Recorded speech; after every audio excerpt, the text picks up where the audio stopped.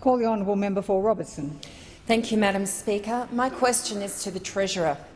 Will the Treasurer update the House on how the government is removing red tape to the benefit of business and consumers, and how does this build a more efficient economy and help create jobs?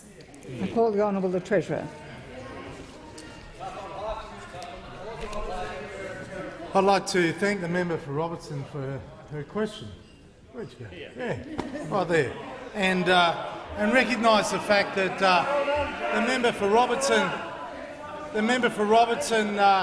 has been an indefatigable advocate for the Central Coast, having worked with the member for DeBell to deliver more than 600 new jobs through the Australian Taxation Office and other offices with a new centre of excellence on the Central Coast. And also, she has been a great advocate of a new medical research education centre on the Central Coast as well, which is, I understand, won favourable support during the course of the New South Wales election.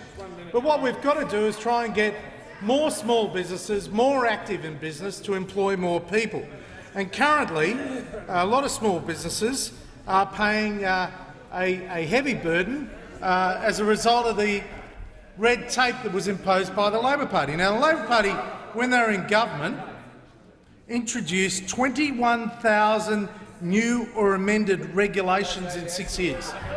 21,000 new regulations in 6 years. That is what the Labor Party did.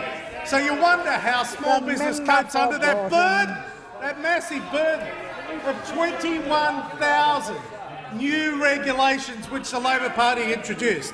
Well, the good news, Madam Speaker, is that we are getting rid of that red tape. We are getting rid of that red tape. We've made substantial progress so far. 10,000 pieces of legislation and regulation have gone. And today is repeal day in the parliament, where we get rid of more red tape and regulation, and more than 50,000 pages of regulation and red tape have gone under this government in less than 18 months. How good is that for small business? And leading the charge have been the member for Kooyong, the member for Pearce, and I tell you what, there's been substantial leadership from the Minister for Small Business, because small business carries that burden more than almost anyone else. And the Minister for Small Business has led in these two regards in particular.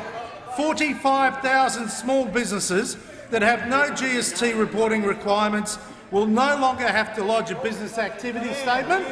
45,000 businesses and 400,000 small businesses with modest incomes that are required to lodge a BAS will no longer have to interact with a PAYG instalment system. That saves small business $67 million a year. These are real, on-the-ground initiatives that cut the red tape and get rid of that massive burden that was imposed by the Labor Party on everyday Australian businesses.